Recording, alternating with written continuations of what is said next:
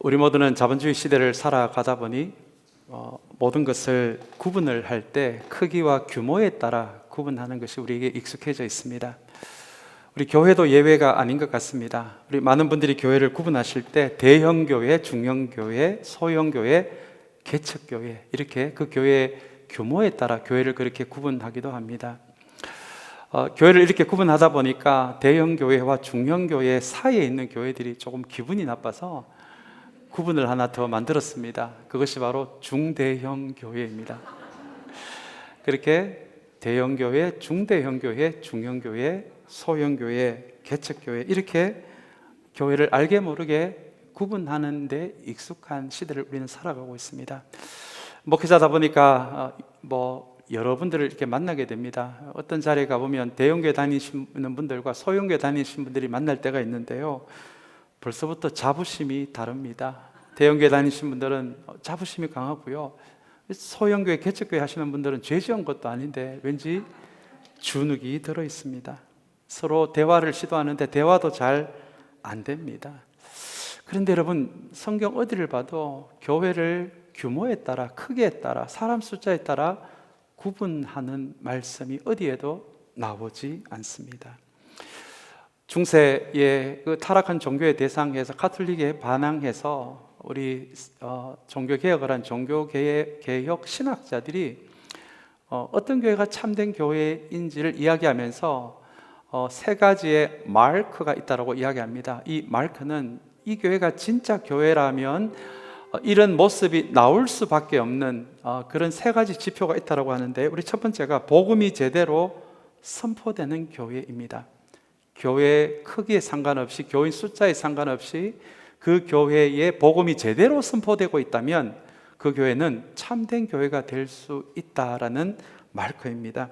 두 번째는 성만찬이 제대로 시행되는 교회입니다. 성만찬이 뭐가 이렇게 중요한 것인가 이렇게 생각하시는 분도 계실 것 같습니다. 그런데 여러분, 성만찬의 의미를 생각해 본다면 이 성만찬도 참된 교회와 거짓 교회를 구분하는 기준이 될 것 같습니다. 왜냐하면 성만찬은 자기 희생의 표시이기도 하고요, 또 주님의 이 살과 피가 세상을 위한 살과 피였다라면 또한 이 주님의 성만찬은 선교를 상징하기도 합니다. 그리고 초대교회 교인들은 매주일 성만찬을 통해서 우리는 주 안에서 하나다라는 것을 매주 그렇게 다짐을 했던 것이 성만찬이었습니다. 그렇다면 성만찬이 제대로 시행되는 교회가 참된 교회라고 한다면 그 교회 안에 크기에 상관없이요, 사람 숫자에 상관없이 그 안에 하나됨이 있고 기쁜 자기 희생이 있고 선교하는 교회라면 그 교회가 참된 교회이다라고 하는 것이 성만찬이 제대로 시행되는 교회, 우리는 그렇게 이해할 수도 있을 것 같습니다. 또 한 가지 종교개혁자들이 이야기하는 참된 교회 하나의 표시는 권증입니다. 권증은 교회 안에 문제가 있을 때, 갈등이 있을 때 그 문제와 갈등을 풀어나가는 방식을 보면 이 교회가 진짜 교회인지 가짜 교회인지를 우리는 알 수 있다. 그렇게 종교개혁자들은 교회를 이렇게 세 가지로 참된 교회와 거짓 교회를 구분을 했던 것이 우리 교회 역사 가운데 우리에게 들려주는 지혜입니다. 저희는 사순절을 맞이하여서 소아시아 7교회에 대한 이야기를 시리즈의 말씀으로 함께 나누고 있고요, 오늘 드디어 세 번째입니다. 이 7교회, 소아시아 7교회의 이야기가 우리에게 정말 의미가 있는 이유는 이 교회들에 대한 편지 안에서 주님이 각 교회들에 대한 주님의 직접적인 평가가 등장한다는 것입니다.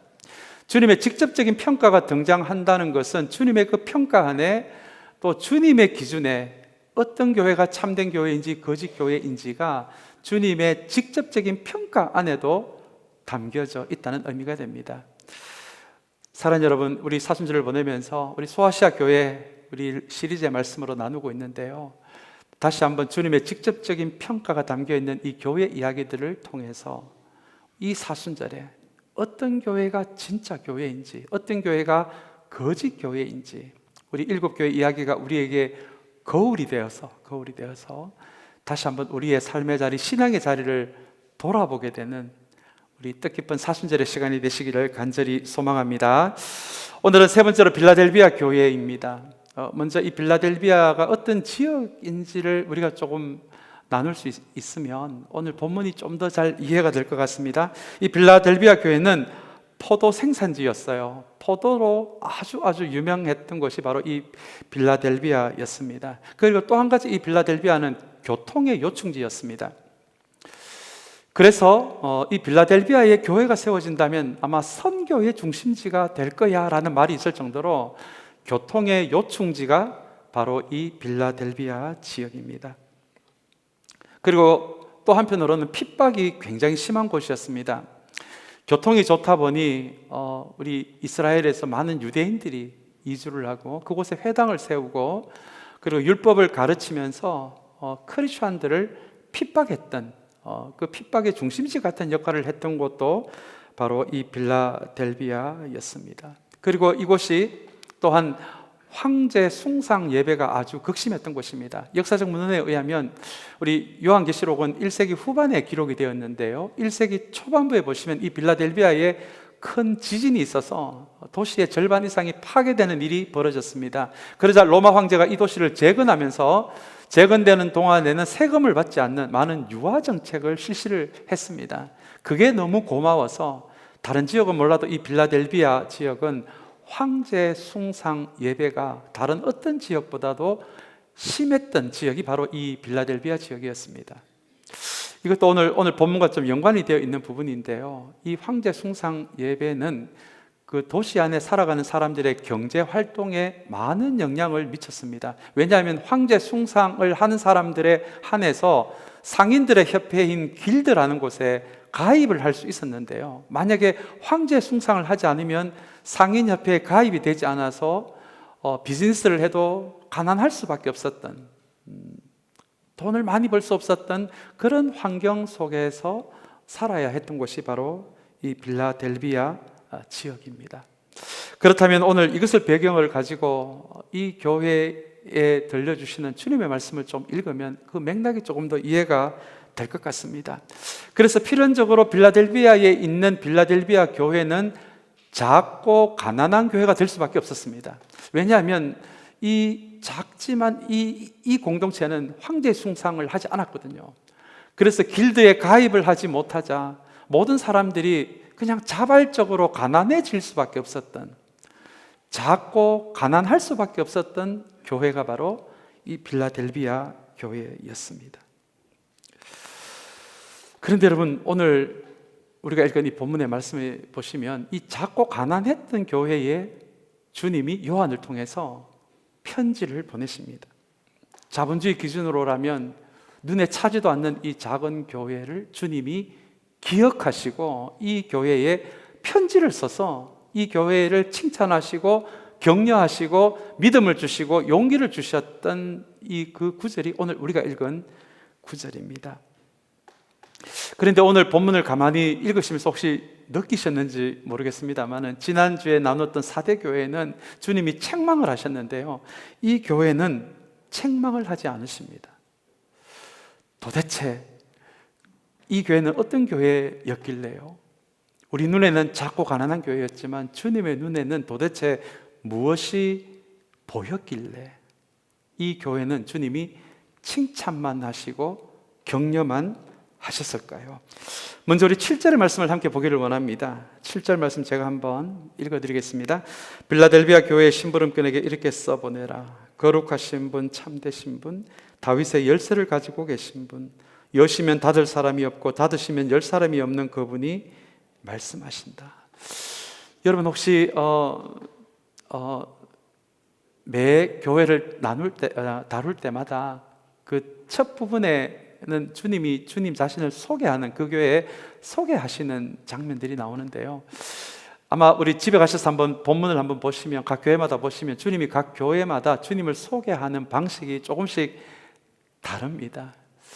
그래서 이게 왜 이렇게 다르냐라는 걸 전체적으로 한번 보시면 주님이 각 교회가 처한 형편과 상황이 모두 다르니까요. 근데 주님이 그 모든 형편과 상황을 아시니까 이 교회에 가장 힘이 되고 용기가 되는 방식으로 주님이 주님을 소개하시는 내용이 그게 각 교회를 향한 인사말의 초반부에 나오는 내용입니다. 이 부분을 제가 묵상하다 보니까 이게 또 저에게도 많은 힘이 되고 격려가 되더라고요. 이 땅에 많은 교회들이 있지만 주님의 이름을 진실하게 부르며 예배하는 교회, 오늘 이 작고 가난한 교회를 주님이 기억하셨고 이 교회에 편지를 보내신다면 사랑하는 여러분, 이 시대에 도처에 있는 큰 교회, 작은 교회, 개척교회 할 것 없이 그 교회가 주님의 이름을 진심으로 부르는 곳이라면 주님은 그 교회에 형편을 아시고 상황을 아시고 그 교회에 가장 용기가 되고 힘이 되는 방식으로 주님이 그 교회에 역사하시는 분이시구나. 여러분, 이것을 가르쳐 주는 것이 3장 7절의 말씀입니다. 우리 교회도 마찬가지 아닐까요? 세워진 지 4년밖에 되지 않는 교회이지만 주님 누구보다도 우리 교회를 잘 아실 것 같아요. 무엇이 가장 필요한지, 어떤 부분이 기도의 제목이 되는지 아마 주님이 잘 아실 것 같아요. 그렇게 빌라델비아 교회에 편지를 써서 격려를 하신 것처럼 이 시대에 우리 교회도 주님이 편지를 써서 편지를 받는 그 1세기 초창기의 교회였더라면 우리 교회도 우리 교회가 가장 필요한 그 방식 안에서 주님이 주님을 소개하지 않으셨을까? 그래서 이 앞부분을 읽으면서 얼마나 저에게도 위로가 됐는지 모릅니다. 우리 7절 말씀을 계속해서 보시면 주님이 먼저 주님 자신을 거룩하신 분, 참되신 분이라고 이렇게 소개를 합니다. 힘든 가운데 있지만 본질을 잃지 말라라는 의미가 될 수 있을 것 같고요. 우리 그 다음에 주님이 주님을 소개하시는 내용을 보시면 다윗의 열쇠를 가지고 계신 분으로 주님이 빌라델비아 교회 교인들에게 자신을 그렇게 소개하십니다. 다윗의 열쇠를 가지신 분은 우리 이사야 22장을 배경으로 해서 나오는 말씀입니다. 우리 이 말씀을 이사야 22장을 다 설명을 할 수는 없지만 다윗의 열쇠를 가지고 계신다, 우리 주님이 다윗의 열쇠를 가지고 계신다라고 하는 것은 이것이 하나님 나라를 들어가는 문을 의미하는 열쇠라고 우리가 그렇게 생각하신다면 우리 주님이 누가 하나님 나라에 들어갈 수 있는지, 누가 하나님 나라에 들어갈 수 없는지를, 그 구원을 결정하시는 분이다라는 그런 의미가 한 가지가 있고요. 또한 모든 자원이 담겨져 있는 창고를 의미한다면 주님이 그 창고를 열 수 있는, 하나님 나라에 있는 모든 자원을 열 수 있는 열쇠를 가지신 분이다. 우리가 이렇게 이해를 한다면 지금 이 시기에도 각 교회 상황에 맞게 하나님 나라의 창고를 여셔서 교회마다 필요한 것을 채워주시고 인도하시는 분이다. 여러분, 이것이 또한 다윗의 열쇠를 가지신 분이라는 이 표현이 담겨져 있는 우리 주님의 모습입니다. 우리 이러한 주님의 자신에 대한 소개와 함께 어쩌면 저에게도 가장 힘이 되는 주님의 다음 소개가 우리 이어져 나오는데요. 그것이 바로 여시면 닫을 사람이 없고 닫으시면 열 사람이 없는 그분이라는 소개입니다. 아마 이 부분을 빌라델비아 교인들이 읽으면서 많은 위로가 됐을 것 같아요. 겉으로 보기에는 로마 황제가 우리의 삶을 좌우하고 우리 공동체를 좌우하는 것처럼 보이지만, 그러나 주님은 주님을 소개하시면서 주님을 열면 닫을 자가 없고 닫으면 열 자가 없다라는 그 소개를 통해서 진짜 우리 인생의, 우리의 믿음의 여정에 이 빌라델비아 교회의 최종 결정자가 되시고 최종 판단자가 되시는 분은 로마 황제가 아니라 주님이라는 것을, 그렇게 오늘 이 표현을 통해서 빌라델비아 교회에 믿음을 주고 용기를 주는 표현이 여시면 닫을 자가 없고 닫으면 열 자가 없다라는 이 말씀의 의미입니다. 오늘 이 예배에 나온 여러분들 가운데 지금 모든 것이 닫혀 있다라고 생각하시는 분들이 계십니까? 사랑하는 여러분, 오늘 이 주님의 자기소개가 여러분들에게도 힘이 되시기를 간절히 소망합니다. 모든 것이 닫혀 있는 것처럼 보여도 사랑하는 여러분, 주님이 여시면 닫을 자가 없습니다. 주님이 닫으시면 열 자가 없습니다. 우리 참사랑 교회도 마찬가지가 아닐까요? 때로 교회를 이루어 가다 보면 모든 것이 닫혀 있는 것처럼 느낄 때가 있습니다.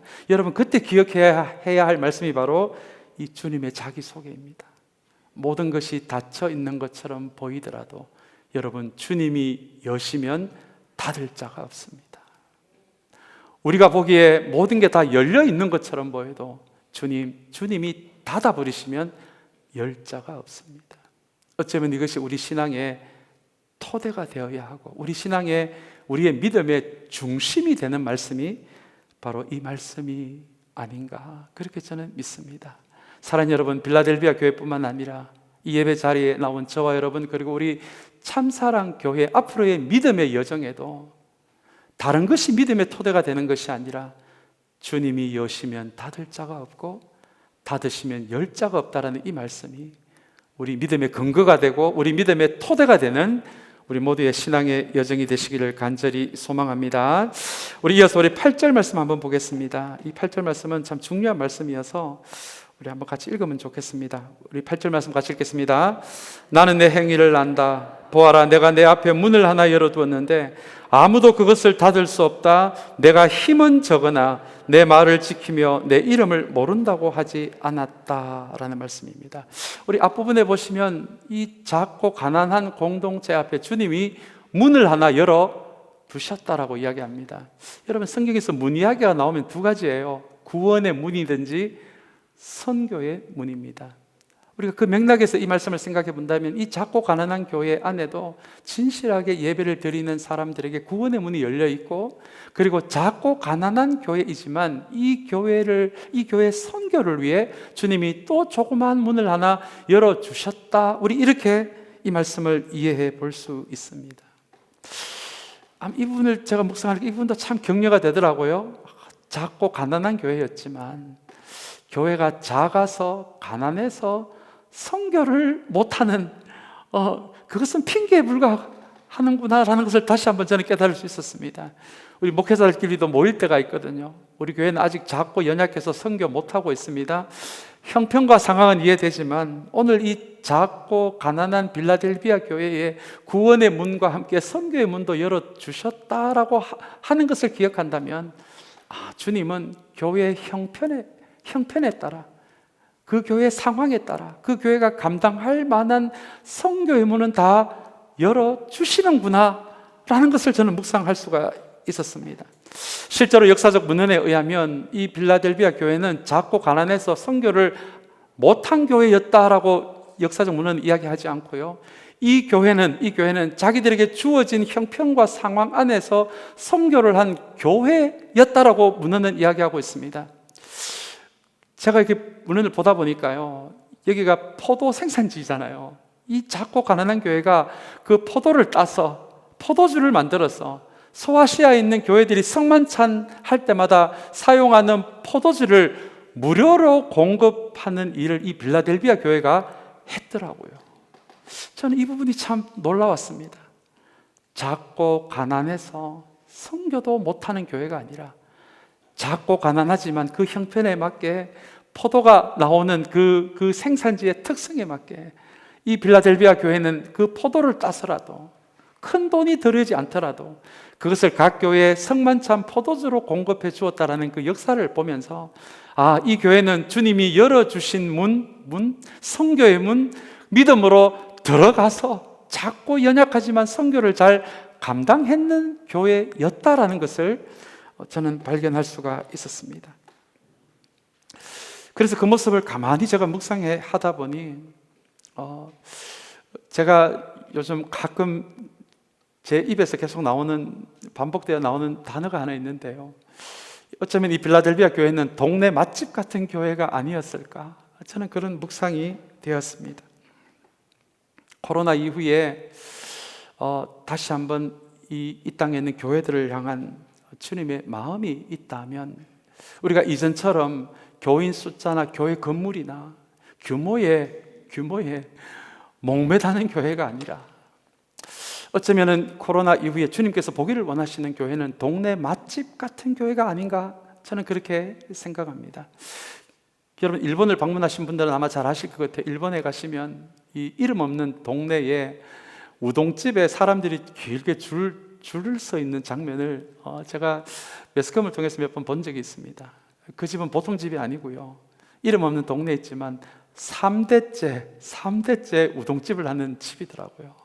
그래서 그 3대째 우동집을 하는 그 집은 백화점이나 큰 호텔이 흉내낼 수 없는 그 3대째 우동집을 한 집만이 낼 수 있는 깊은 국물 맛 때문에 사람들이 이름 없는 동네에 있는 3대째 내려오는 그 우동 가게 앞에 줄 서는 것을 보면서 어쩌면 이 시대 코로나 이후에 다시 우리 교회가 이전처럼 돌아가는 것이 아니라 어쩌면 우리도 동네 맛집 같은 교회가 되어서 교인 숫자가 어떻니, 중대형이 어떻니, 대형이 어떻니, 소형이 어떻니 그 구분이 아니라 이제는 그런 구분에 목을 매는 교회가 아니라 3대째 우동집을 하는 이 집처럼 정말 그 복음의 3대째 그 우동 국물처럼 우리가 가지고 있는 이 복음의 깊이를 가질 수 있다면, 그리고 우리 크리스천들의 삶의 깊이를 갖추어져 갈 수 있다면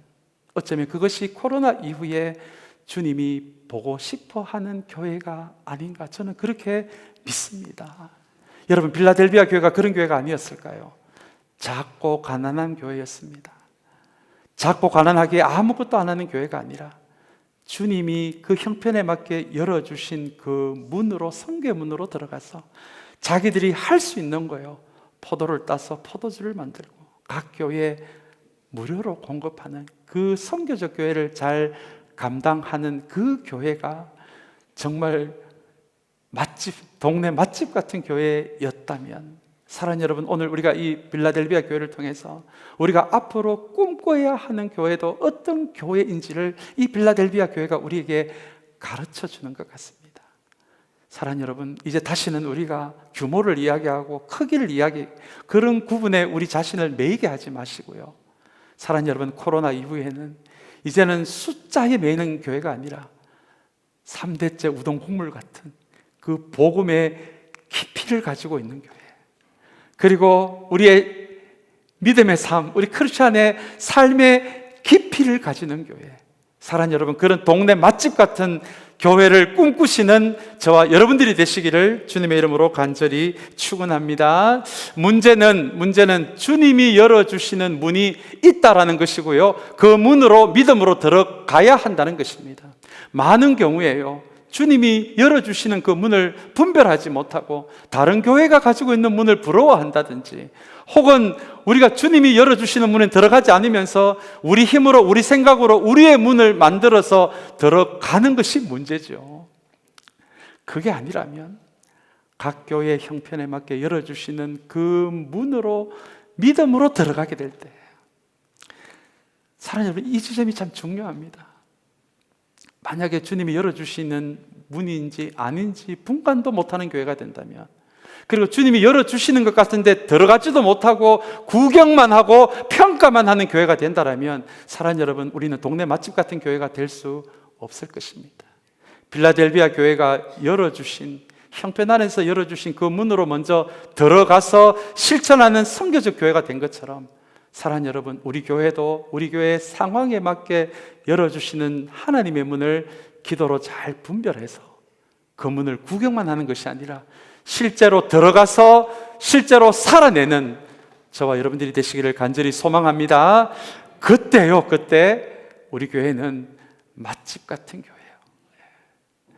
큰 교회에 부러워할 것도 없이 우리가 가지고 있는 복음의 깊이, 삶의 깊이, 성교의 깊이 때문에 우리 스스로 자족하고 기뻐할 수 있는, 그래서 우리가 저희 교회에 많은 사람들이 줄 서는 걸 제가 꿈꾸고 있지는 않지만 그 복음의 깊이 때문에, 그 진리 때문에 사람들이 찾아올 수 있는 교회, 사랑하는 여러분, 다시 한번 그런 교회를 함께 꿈꾸는 우리 모두가 되시기를 간절히 소망합니다.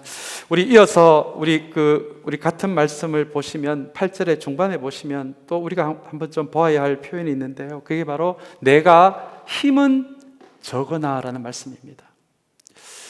빌라델비아 교회가 포도가 많고 교통의 중심지라면 교인 모두가 가난해질 이유가 없는 교회입니다. 그런데 주님은 이 교회를 향해서 내가 힘은 적으나라고 말씀하십니다. 그 말씀은 작고 가난한 공동체이지만 이라는 표현입니다. 독일의 경제학자인 에른스트 슈마흐라는 분이 만든 표현이 하나 있는데요, 자발적 가난이라는 표현입니다. 이 자발적 가난이라는 표현은 이 시대가 우리 자본주의 시대가 너무 돈과 소유에 집착을 하잖아요. 근데 우리가 경험하다 보니까 소유와 돈이 필요하다는 건 알겠는데 집착을 하고 탐욕 가운데 있다 보니까 이것이 때로는 고통으로 다가오지 않던가요? 비교하면서, 다른 사람과 내가 비교하면서 그런 경쟁과 비교의 삶이 너무 피곤하고 지쳐서 자발적으로 가난을 선택하는 사람들이 있습니다. 돈보다 더 중요한 것이 있다, 이런 판단 하에 집도 좀 줄이고 좀 시골로 이사 가서 너무 소유에 매이지 않는 삶을 살겠다. 자, 이것을 자발적 가난을 선택한 사람들이다, 이렇게 표현할 수 있을 것 같습니다.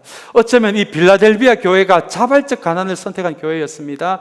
까짓거 그 황배 숭상하는 데 가서 예배 드리기만 하면, 상인협회에 가입이 되면, 비즈니스를 정상적으로 할 수 있으면 더 부하게 살 수 있는 사람들인데, 이 빌라델비아 교회 교인들의 판단은 그런 판단이었죠. 소유도 중요하고 재산도 중요하지만 이것보다 주님이 더 중요하고 주님을 향한 내 믿음이 더 중요하니 그 주님을 위해, 주님을 향한 믿음을 위해, 복음을 위해 우리는 자발적 가난을 선택하겠다.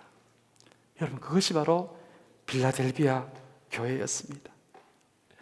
이 지점에 도착을 하니까 주님이 왜 이 작은 교회를 눈여겨보고 계시는지가 발견이 되더라고요. 아, 이 교회는 작고 가난한 교회였지만 이것이 자발적 가난이었구나. 그리고 조금만 타협하면 부유하게 살 수도 있는 사람들이 복음을 위해서 자발적 가난을, 자발적 연단을 선택하는 이 모습을 바라보면서 주님 보시기에 얼마나 이 교회가 아름다워 보였을까요? 얼마나 사랑스러워 보였을까요? 얼마나 아우라가 있는 교회처럼 보였을까요? 게다가 앞에서 이야기한 것처럼 이 자발적 가난을 선택한 교회가 뭐 나눌 것이 있다고 또 포도주까지 만들어서 각 교회에 공급하는 것을 바라보면서, 아, 어쩌면 이 빌라델비아 교회가 선교적 교회의 한 모델이 될 수 있다는 것도 발견할 수 있었습니다. 여러분, 우리가 선교적 교회를 이야기하지만 선교적 교회의 핵심은 우리의 것을 흘려보내는 교회입니다. 우리의 것을 우리 안에 잔뜩 담아서 고무줄이 거의 터지기 직전까지 우리를 팽창시키는 교회가 아니라 우리가 가지고 있는 것을 있는 형편 안에서 세상으로 빌라델비아 교회처럼 흘려보내는 교회. 가진 것은 없고 작은 공동체였지만 자기가 가지고 있는 것을 흘려보내는 교회가 바로 이 빌라델비아 교회였습니다. 그래서 이 지점을 딱 도달하니까 제 입에서 기도가 나오더라고요. 주님, 우리 교회가 빌라델비아 같은 그렇게 가난한 교회는 아니지만 주님, 우리 교회도 이 빌라델비아 교회처럼 어쩌면 자발적으로 어려움을 선택해야 하는 상황이 있다라면 이 복음을 위해 자발적으로 어려움을 선택할 수 있는 교회가 되게 하시고, 그리고 그 어려움 속에서도 우리가 가지고 있는 것, 형편 안에서 우리보다 더 힘든 사람을 위해 흘려보내는 교회가 되게 하여 주시옵소서. 여러분, 그 교회가 바로 선교적 교회입니다. 오늘 이 빌라델비아 교회가 우리에게 거울과 같은 교회가 되어서 많이 있어서 흘려보내는 교회가 있는 것이 아니라 가난한 교회였던 빌라델비아 교회가 흘려보낸 것처럼, 사랑하는 여러분, 우리도 우리에게 하나님이 주신 것 안에서, 형편 안에서 우리보다 더 힘든 곳을 향해 흘려보낼 수 있는 선교적 교회로 세워지는 우리 교회가 되시기를 간절히 소망합니다. 이절의 9절의 말씀입니다. 제가 한번 읽겠습니다. 보아라, 내가 사탄의 무리에 속한 자들을 내 손에 맡기겠다. 그들은 스스로 유대 사람이라고 하지만 사실은 그렇지 않고 거짓말을 하는 자들이다. 보아라, 내가 그들이 와서 내 앞에 꿇어 엎드리게 하고 내가 너를 사랑하였다는 것을 알게 하겠다. 주님은 지금 이 9절의 말씀에서 어떤 한 무리들을 지칭하시면서 사탄의 무리라고 이야기를 하고 계십니다. 이 사람들은 빌라델비아 지역으로 와서 정착한 유대인들을 의미합니다. 교통이 좋으니까 많은 유대인들이 이쪽으로 와서 정착을 했고요, 회당을 세운 것까지는 좋았지만 빌라델비아 교회를 핍박하는 일에 앞장섰구나라는 것을 짐작할 수 있는 것이 오늘 주님이 이 유대인들을 향해서 사탄의 무리라고 그렇게 말씀하시는 이유입니다. 그런데 오늘 9절 말씀의 후반부에 보시면 좀 놀라운 말씀이 나옵니다. 내가 그들 유대인들이 와서 내 앞에 빌라델비아 너희 이방인들 앞에 무릎 꿇게 하고 그리고 내가 너를 사랑하였다라는 것을 알게 하겠다라는 말씀입니다. 여러분, 이게 무슨 의미입니까? 유대인들은 우리 구약에서부터 자기 민족을 하나님이 선택하셨다, 우리만이 하나님의 백성이다라는 그 자부심으로 살아온 민족이었습니다. 그 증거가 우리 몸에 행하는 할례였고요, 솔로몬의 성전이었고, 다윗에게 약속하신 너의 그 왕위가 영원할 것이다라고 하는 그 언약, 이 세 가지를 붙들고 하나님이 선택하신 것은 바로 우리 이스라엘 민족이다라는 그 자부심을 가지고 살았던 것이 바로 이스라엘 백성이었습니다. 그런 삶의 자세를 지금도 이 빌라델비아 지역에 와서도 그렇게 살고 있었던 것이 그 시대에 우리 주님으로부터 사탄의 무리라고 불렸던 이 유대인들의 삶의 모습이었습니다. 그런데 여러분, 이 후반부의 말씀에 보시면 내가 너를 사랑하였다는 것을 알게 하겠다. 이 유대인들은 자기들이 하나님의 백성이라는, 자기들만이 하나님의 백성이라고 착각하고 살아가지만 실제 내가 정말 사랑하고 있는 것은 그 유대인들이 아니라 이방인들인 너희 빌라델비아 교인들이다라는 것을 알게 하겠다라는 말씀이 9절 후반부의 말씀입니다. 여러분, 로마서 2장에 보시면 바울이 이렇게 이야기한 거 여러분 잘 아실 거예요. 표면적 유대인이 유대인이 아니라 이면적 유대인이 진짜 유대인이다라고 바울은 이야기합니다. 너희들은 할례로 성전으로 그거 외적인 걸 가지고 진짜 하나님의 백성이라고 이야기하지만, 그러나 주님으로 인해 말씀과 성령의 시대가 시작이 되고 나서는 그 외적인 것이 구분이 아니라 로마서 2장에 보시면 우리의 육체에 받는 할례가 아니라 너희들의 마음에 성령으로 할례를 받는 그 사람들이 유대인이나 이방인이나 상관없이 성령으로 마음의 할례를 받는 그 사람들이 진짜 하나님의 백성이라는 말씀이 여러분 로마서 2장의 말씀입니다. 마음의 성령으로 할례를 받는 게 여러분 어떤 의미겠습니까? 이 마음은 하나님의 눈에만 보이는 그 영역이 아닐까요? 사람들의 눈에 보이는 영역 말고요, 오직 하나님만이 볼 수 있는 그 마음이 하나님이 거하실 수 있는 공간으로 만들어 가기 위해 말씀과 성령으로 나를 돌아보는 사람, 성령이 내 양심을 한번 찌르실 때 내 가슴을 칠 수 있는 사람, 내 삶이 부끄러워서 하나님 앞에 내 가슴을 칠 수 있는 여러분, 그 사람이 마음의 성령으로 할례를 받은 사람이 아닐까요? 아마 이 부분도 빌라델비아 교회 교인들에게 많은 위로가 되었을 것 같습니다. 저 잘난 체 하는 외면적 유대인이 진짜 하나님의 백성이 아니라, 너희들 잘 들어라, 내가 보기에는 성령으로 마음의 할례를 받은 너희 이방인들 빌라델비아 교회 공동체가 내가 진짜 사랑하는 이스라엘 백성들이다, 참 하나님의 백성들이다라는 이 선포의 말씀이 사랑하는 여러분, 우리가 방금 읽은 이 9절의 말씀입니다. 이 부분도 우리가 사순절을 지나면서 반드시 기억해야 할 말씀입니다. 사순절은 우리의 겉모습을 돌아보는 시간이 아니라 하나님 눈에만 보이는 마음을 돌아보는 절기이기 때문에 그렇습니다. 사랑하는 여러분, 다시 한번 이 말씀을 기억하시면서 주님이 정말 사랑하는 사람들의 표시가 마음을 말씀과 성령으로 세워가는 사람들, 그렇게 가꾸어 가는 사람들이라면 오늘 우리 이 예배를 통해서도 우리의 겉모습이 아니라 하나님 눈에 보이는 그 마음을 두고 한번 우리의 가슴을 칠 수 있는 그런 하나님의 사람들이 되시기를 간절히 소망합니다. 바로 그 표시가 있다면 그 사람이 정말 주님이 사랑하는 사람들이라는 것을 잊지 않는 우리 모두의 자리가 되시기를 소망합니다. 이제 마지막으로 우리 11절 말씀 우리 한번 같이 읽을까요? 우리 같이 읽겠습니다. 내가 곧 가겠다. 너는 내가 가진 것을 굳게 붙잡아서 아무도 내 면류관을 빼앗지 못하게 하여라. 내가 가진 것이 무엇이 우리 11절 말씀해 보시면 내가 가진 것이라는 표현이 나옵니다. 내가 가진 것이라는 이 표현은 주님이 이 교회만 주신 것으로 우리가 이해를 할 수도 있을 것 같고요.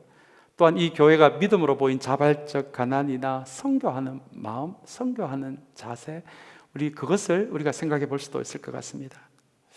그것이 무엇이든지 간에 내가 이미 가지고 있는 것을 붙들어라 라고 주님은 말씀하십니다. 이 말씀을 묵상하다 보니까 또 다른 어떤 묵상의 지점이 생기더라고요. 내가 가진 것이라는 이 표현이 주님이 우리에게 주신 것이라는, 이렇게 우리가 좀 바꾸어도 우리가 동일한 이해가 될 것 같습니다. 주님이 각 교회 상황이 다 다르니까 주님이 각 교회 공동체에게 주신 것이 있습니다. 그리고 그 교회 형편을 따라 안 주신 것도 있습니다. 주님이 우리에게 주시지 않는 것을 안타깝게 생각하고 그것을 가지고 속상해하는 것이 아니라, 주님이 우리에게, 우리 공동체의 상황을 보시면서 우리 공동체에 주신 것을, 그것에 먼저 집중하는 교회가 되라 라는 의미가 되는 말씀이기도 합니다. 제가 이 부분을 좀 말씀을 준비하면서 제가 이런 기도가 나오더라고요. 주님, 이제 다시는 우리 교회에 주시지 않는 파킹장 달라고 기도하지 않겠습니다. 제가 이 교회 온 지 4년이 조금 이렇게 넘었더라고요. 제가 이 교회를 가만히 4년 동안 지켜보면서, 그렇다면 하나님이 우리 교회에 주신 게 무엇일까 제가 한번 생각해 보았습니다. 몇 가지가 있는데, 첫 번째는 넉넉한 마음이 아닌가 생각해 봅니다. 우리 교인들 참 이렇게 나누는 일에 마음이 넉넉하시더라고요. 두 번째, 하나님이 우리에게 주신 거, 사랑하는 여러분, 우리 교회 별명이 시골교회라는 거 여러분 알고 계십니까? 시골스럽답니다. 마음이 따뜻하다는 의미겠죠. 그렇다면 저는 그것도 하나님이 우리 교회에 주신 것이라고 생각합니다. 따뜻한 교회요. 힘든 사람의 손을 한번 잡아줄 수 있는 교회요. 그리고 또 이 교회가 생기는 과정에서 어려움을 겪으시면서 정말 교회다운 교회를 만들어 보겠다라고 하는 그 진짜 교회에 대한 갈증도 저는 주님이 여러분들에게 주셨다라고 믿습니다. 그렇다면요, 우리한테 없는 것에 집중하지 마시고요, 주님이 우리 교회에 나누는 마음을 주셨고 따뜻한 마음을 주셨고, 그리고 참된 교회를 향한 그 갈증을 우리에게 주셨다면 우리에게 주신 것에서 먼저 출발을 하면 됩니다. 없는 것에 속상해하지 마시고요. 여러분, 이게 영적인 원칙입니다. 주신 것에 자족하잖아요.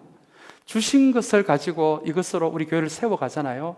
그러면 주님이 또 다른 문을 열어주십니다. 그리고 또 다른 문을 열어주십니다. 여러분, 이것이 어쩌면 내가 가진 것을 굳게 붙들어라, 가지고 있지 않는 것에 속상해하지 말고 라는 그 말씀이 되기도 하는 것이, 내가 가진 것을 굳게 붙잡아라 라는 말씀입니다.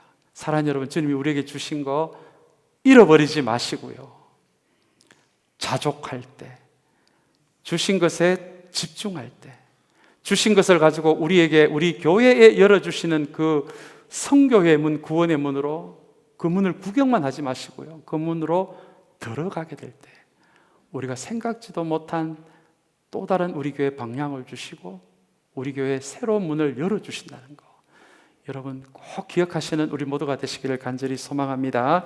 우리 12절 말씀은 읽지 않겠습니다만은, 이렇게 살아가고 있는 빌라델비아 교회들에게 나중에 하늘로부터 내려오는 새 예루살렘, 이것은 하나님 나라를 의미합니다. 하나님 나라의 이름과 나의 새 이름을, 예수님의 그 이름을 너희들의 몸에, 사람의 몸에 써두겠다라는 축복의 말씀으로 마무리가 됩니다. 주님의 이름이 우리에게 쓰여진다는 것은 너는 내 소유라는 의미이기도 합니다. 우리는 이 자본주의 시대를 살아가면서 많은 것을 소유하는데 우리의 마음을 뺏길 때가 많습니다. 충분히 이해가 됩니다. 그러나 여러분, 오늘 이 말씀을 기억하시면서 우리는 먼저 주님의 소유가 되었다라는 것을 잊지 않는 저와 여러분들이 되시기를 간절히 소망합니다. 그 사실을 모르고 우리가 너무 많은 것을 가지려고 한다면 필요와 탐욕을 구분하지 못하고요, 그렇다면 우리가 주님의 소유가 되었다라는 것도 잊어버리기가 얼마나 쉬운지 모릅니다. 오늘 빌라델비아 교회를 향한 주님의 마음, 이 교회에 복 주시고자 하는 그 마음을 우리가 한번 기억하시면서 다시 한번 우리는 주님의 소유가 된 사람들, 우리는 먼저 주님의 소유가 된 이 참사랑 교회라는 것을, 여러분 거기에서 출발할 수 있는 우리의 믿음의 자리가 되시기를 주님의 이름으로 간절히 소망합니다.